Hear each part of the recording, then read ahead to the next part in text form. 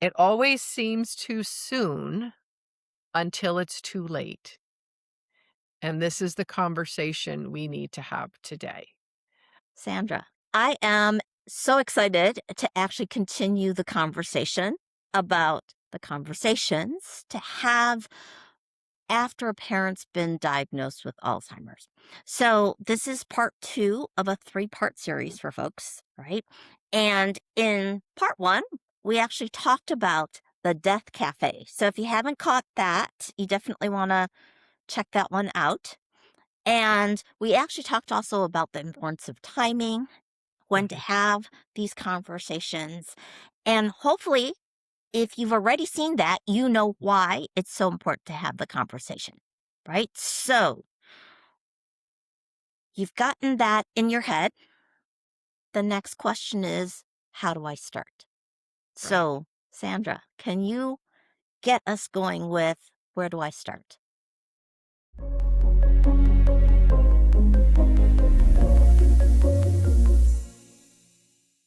Yes, absolutely. Thanks for having me back, Amy, for another really important topic. How do you start this conversation? It's so tender, it's so important.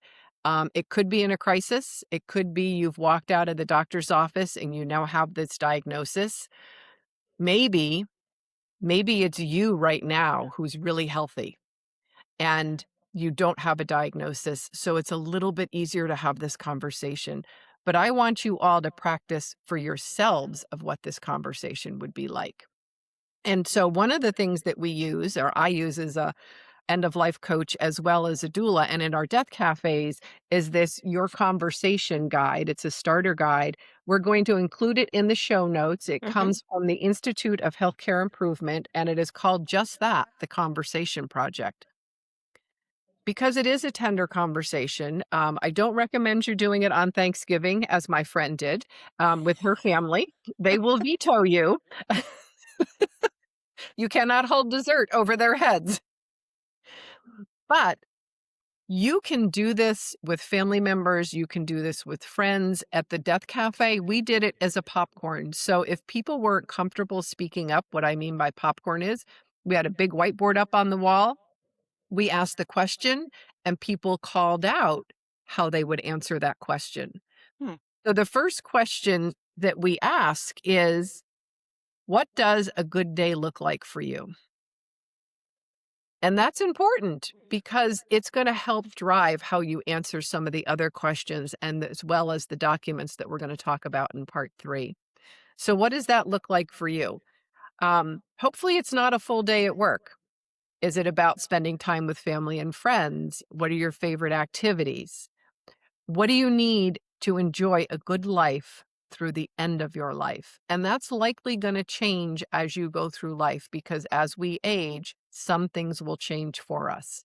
But that doesn't mean having a great life and living fully has to change. It just might look a little bit different. So, actually, as you're saying that, we talked about the book Being Mortal last time. So I actually went and I grabbed my copy of the book. It looks Oh, like good. this. Yep. Yeah. And he has this concept. I don't know if this is a good place to bring this up, but he has this concept that he talks about in the book called compressed morbidity. Mhm.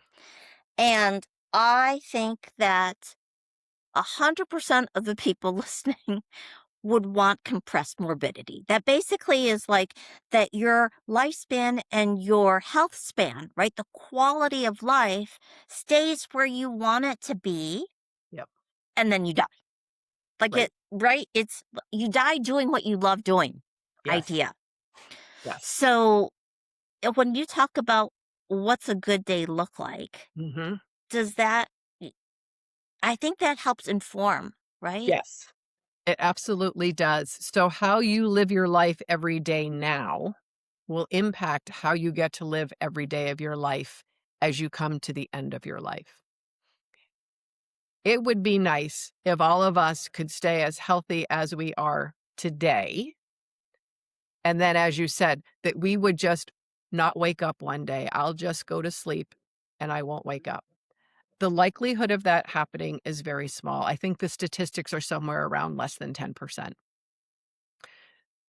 So if we become ill, and the science would say and the data would say that, yes, somehow or another, something is going to happen to us.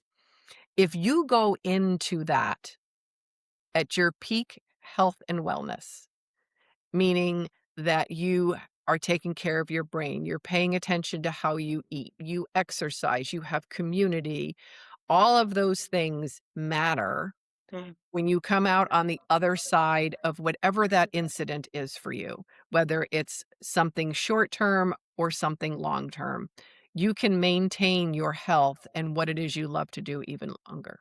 So, yes, that is very important going into this. I know we tend to be a society that thinks that there's a pill for everything, but there's really not a pill for everything, and I'm by no means saying that medication's not important, it is, but in some of these chronic diseases where you can avoid that because you change your lifestyle, that is the best way to go. That's your best medicine. Yeah. Taking the medicine when we absolutely have to, but living the best lifestyle possible so that you can avoid as much as possible as far as the medicine goes. Yeah. Well, and I think it goes back to even this idea of what is medicine. Right. Yeah, that Yeah. lifestyle, what you choose to eat, how you move your body, who you spend time with, all of that Mhm. lifestyle as medicine, I think is very powerful. It's kind of a newer concept within Western medicine, Yeah. right? We tend to think of medicine as a pill or procedure Mhm. or something like that, and that's training. We've been, as That's Dean we Shears, I would say, inculcated. Yes, yes, inculcated. We So need to change that. We need to inculcate healthy eating, as you said, moving our body, being in community, optimizing our brains and our health, and being conscious and engaged in that part of our lives. yeah, yeah. So, anyways, going back to your conversation starter, I took Yes. us on a Oh, tangent no, there. no, it's important. It is so important, because, yes, how you Pema Chodron wrote a book, "How We Live is How We Will Die." Now, it's a big philosophical conversation, but keep those thoughts in mind as far as how you live every day is gonna help support you in how it is you will leave this earth. All right, moving on. Next question. What or who supports you during difficult times? And oftentimes people automatically write down family, but there's other things that likely support you as well. You might have a spiritual faith, you have friends, you may have pets that support you. But what helps you when you're going through difficult times? Something to think about to make sure that you do have those resources. And if you don't, then again, it's building that community so that you know that there's going to be somebody there for you. What matters to me through the end of my life is it's a fill in the blank question. So, what is most important to you as you come to the end of your life? Some things that our group wrote down is recognizing their children, being independent. That was a big one. We had a lot of marks on that one. Being able to spend time with my loved ones, being pain free, having control over what I can still have control over. So those are just some of the things. Some of these questions it's not like you're gonna go through this test and answer them right away. You're gonna have to sit with that for a little while to think about what really is important to me as I come to the end of my life, whether that's a month away, a week away, 10 years, 15 years, 20 years. And that answer may change over time. Yeah. Well, I think about that book you were talking about, the How You Live Your Life is Mhm. what was it again? It's Pema Chodron's "How You Live is How You Die." Yeah, I think it's that it really does get you thinking about how am I living my life? What do Yes, I value right now? right now.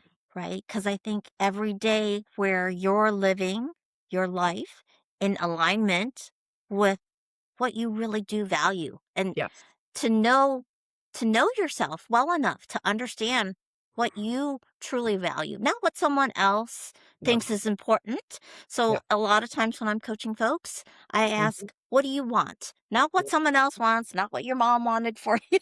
Like, what Right. do you want? And Mhm. that can be a hard question because you might not have thought about that. So I think I love this because it actually um, sets you up in a lot of ways to think about how you're living your life. I love the fact that we're talking about also having this conversation. It, if you're hearing this and like we're talking now in the context of a parent who's been diagnosed, Yeah. but think about what that means for your own life too. And Right. why not have the conversation for yourself right now as well, Mhm. right? So, okay. And I often encourage people to do this themselves. So before you have your parent do it, answer these questions yourself. And as women, that question of how do I want to end my life? We are so ingrained in us to want to take care of everybody else. Hmm. And we often forget about our own needs. And I have had clients and patients when I was at the bedside, well, this is what so and so would want. This is what so and so would want. Oh, they'll be very uncomfortable with this. And I would have to encourage them, but it will help them get through this. What do you want? And so if you can fill this out for yourself first and then work with your mom or your dad, sibling, I think it helps you help them truly answer the question to be able to say, it doesn't matter what I want, it's what you want. I will live with whatever it is you want. And that's Mm. you have to be comfortable with being able to tell your own family members what it is you would want as well. I l yeah, that's Yep. so this goes back to why I wanted you to be talking about this because I haven't you've encountered so many more experiences. This is one of the things that I wish I had done. So, I'm so grateful to have you here. I'm actually thinking about, like, the one of the reasons we started having this conversation was because I had put a guide together, the First Yes. Steps guide, right? Where Yep. I talk about 8 things you need to know so Mhm. that you can support your parent, right? With more calm, clarity, and confidence. And so I printed out this is the section 5, looks like this. Yep. Okay. I'll include a link in the show notes for that as well.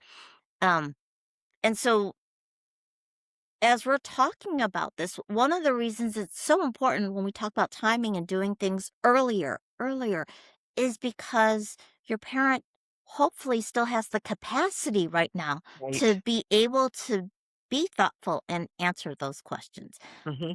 I can't ask my mom those questions now. Mhm. She really doesn't have it in her to think about that. So Yeah. she's relying on us to take care Mhm. of her, right? Yep. So um yeah, this is I wish I had this as a resource when my mom was first diagnosed, Mhm. right? So, Yeah. anyway, again, a tangent, but I thought it No, was it's important. but that's good information for people to hear, right? So those of you who have somebody who's just been diagnosed, I had a similar situation with my mom as well, Amy, where she didn't give this information. You kids do whatever you want, and that led to a lot of family angst and anxiety and arguing, etc. Nobody wants that when you're in the middle of this. So Yeah, you're informing yourself now, which is going to be helpful, as you move along, and you've got your dad that you can work with right now as well. So yeah, all is not lost for those of you who are in a situation similar to Amy's where you can't answer those questions. You can do it for yourself, right, moving forward, so your family members will be ready, and, you may know the answer to some of these questions for your parents. So then planning the talk. So now you've done some of this thinking, you think you know what you want, but then having that conversation. So you're going to start with some of this information needs to be shared with your healthcare provider. And in the next episode, we're going to talk about advanced directives and whatnot. But before you even get to advanced directives, um, telling your physicians how much you want to know about your diagnosis. So you're going to rate that on a scale of 1 to 5. Only the basics about my condition and my treatment, or I want all the details about my condition and my treatment. There is no right or wrong answer. There is your answer. How much do you want to know? When there's a medical decision to be made, I would like my healthcare team to know what they think is best, and I want you to share that with me. Or I want to have a say in every healthcare decision. And again, it's the scale of 1 to 5. There's no right or wrong answer. There's what are you comfortable with? What are your concerns about medical treatments? So how much do you wanna know about side effects and, um, whatever the treatment is, what is the science and the data behind it as far as how helpful it will be? Those are tough questions to answer, and what you would answer may not be what your family member would answer. So then that drives conversation. "Mom, Hmm. I know you don't wanna know, but is it okay if they talk to me about it?" And that's an important conversation to have, because your parent or sibling may not answer the question the way you would like them to answer it. Hmm.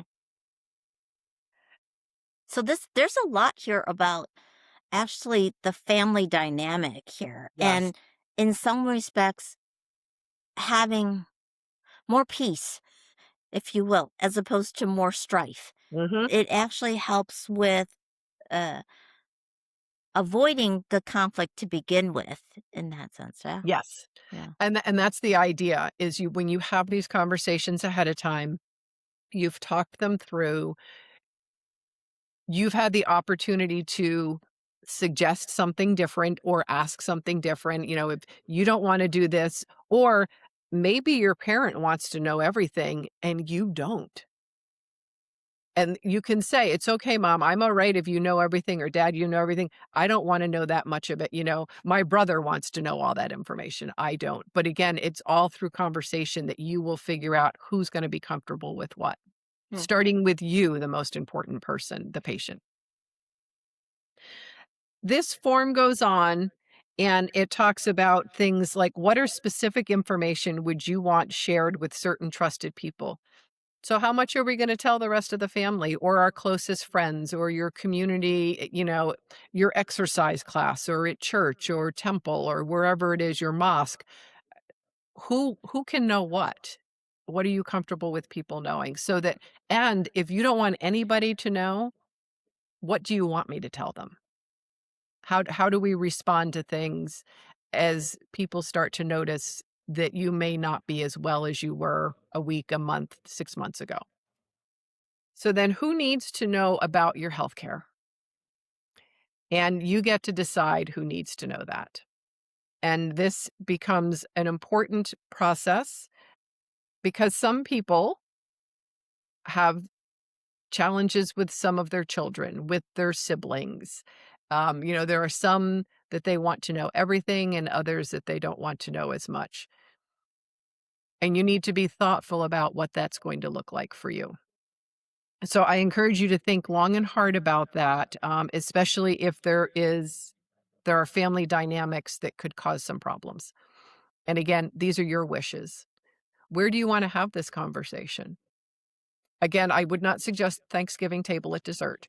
However, however, for some families, that's the perfect time, right? Like that is when it's available. I seem to talk about it when people don't wanna talk about it too, so I completely understand if that's what you have to get them when they're all together, but it I could would be I would actually, so maybe not Thanksgiving dinner, but I actually think also, like we were talking about timing when you're healthy. I think yeah, maybe you want to have the conversation when people are in a good yes, headspace. Yes. yes, yes. If that is possible, absolutely. When people are in a good headspace, which is why Thanksgiving weekend is not a a bad weekend in my opinion, and how you start the conversation, right? Like, some of it changes. But there are ways to do it, and you can get very creative on what that could look like with your family. Again, where do you wanna start the conversation? Do you wanna have the conversation with one person first? Maybe it's just with your spouse. Maybe it's with one of your children, that you start so you can practice with them. Maybe it's not the whole gamut of family. Even if you have many children, maybe and their spouses, you think, "Oh, I can't do this with 10 people. There's just gonna be too much coming at me." So practice with 1 or 2. That's completely fine. And then using sentences such as, "It always seems too soon until it's too late. And this is the conversation we need to have today." Because it does feel like it's too soon. It will always feel like it's too soon, especially when it's a loved family member, until it's too late and the conversation didn't happen. And so keep that in mind as you're doing this, especially as you start to answer these questions and put this information together and you realize how valuable it's going to be as the end draws near, or there's a sudden end and you never had these conversations. You don't Mm, know. Um, that will take some of that anxiety away as you have these conversations. And I think once you start, it's not that they get easier. It's there's a little more comfort around having those conversations as you start to listen, which is why if you can do some of this work yourself ahead of time, you will be able to show up with the empathy and compassion about how hard it is to answer these questions. yeah. I was actually thinking about, we were talking earlier about how women have a hard time putting themselves first, right? There's a Mhm. lot of this taking care of others first. And if I lean into that, actually, when we were talking about the family strife that can occur because Mhm. this planning hasn't taken place yet, Yeah. maybe if that's how you think about stuff in terms of, I can't prioritize my own stuff because I want to take care of others. This falls right into that thought process, is Yeah. how do I take care of this so that my family, my kids, my spouse, my loved ones aren't experiencing this struggle. Mhm. So I'm usually not an advocate of the, prioritize others before yourself, but if that's part of your thought process, this Yes. maybe can help in terms of getting you into action, right? Taking action. That is an excellent point, Amy, because this really is a gift to your family members. They may not think so in the moment, and it may not feel like it in the moment, but it really is a gift to them. As I said earlier in part one, being able to focus on spending quality time with your loved one without having this in the back of your mind as the end of life draws near is a gift to truly be fully present with them for you and for them. Yeah. So, yes. Yeah. Yeah. Yeah. Yeah. So, uh, anything else in that conversation starter guide that we should go through? No, I don't think so. This will walk you through. It tells you how to keep having conversations. It's an excellent guide. It's well researched. I give this to all of my clients. I give them a link. I ask them to use this at the Death Cafe. We walk through it. We let them role play sometimes. You can role play with your friends if that's helpful. Help me out. This is a conversation I need to have with a family member. Can you help me just so I can hear myself say it out loud? Um, yeah. Yeah, there's a big difference between thinking something and saying it out loud. Yes, That's there is. powerful. That's a Yeah, really important point, I think, for folks. yeah, So, all right, so I think this is a good place to end this episode, and in the next episode, we're going to actually get into more of the specifics. yeah. So, in the guide that I put out there, we talked about things like healthcare proxy, right? Mhm. And advanced directives and stuff like that. So, in the next episode, that's what we're going to go into. So, Yeah. all right, Great. thank you. Thank you. See you in the next one. See you in the next one.